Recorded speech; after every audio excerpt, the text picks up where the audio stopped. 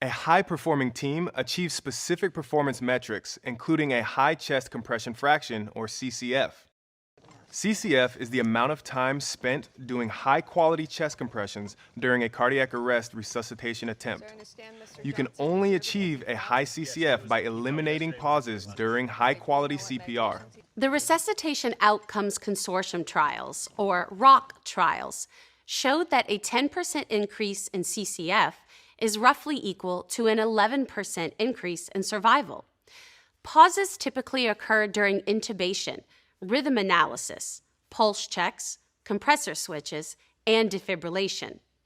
We'll address some best practices for eliminating pauses in some of these areas, but you'll also need to measure high-quality CPR metrics at your own place of practice to identify other areas where pauses exist.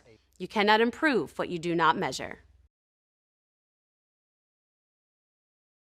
Whenever compressions are paused, compressors should hover their hands over the chest and be prepared to resume compressions.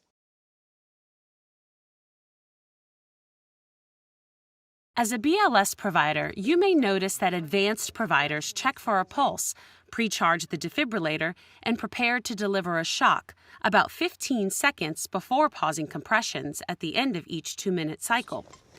When using an AED, the prompts will instruct you when to pause. For example, during rhythm analysis or shock delivery. Switch compressors with the second compressor coming in from behind the first. This allows the second compressor to have the same view of the team, and in particular of the AED or defibrillator. For seamless transitions, switching between cycles every 2 minutes is best. However, if a compressor needs to switch because of fatigue, coordinate the switch to happen as fluidly as possible, such as while delivering breaths. 3, 2, 1, switch.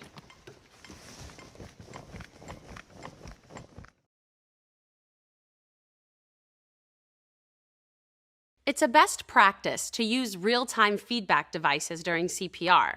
However, if a feedback device isn't available, a metronome can help establish the proper rate. If your AED or defibrillator doesn't have a metronome, you can download a metronome app to your mobile device before the conclusion of this course.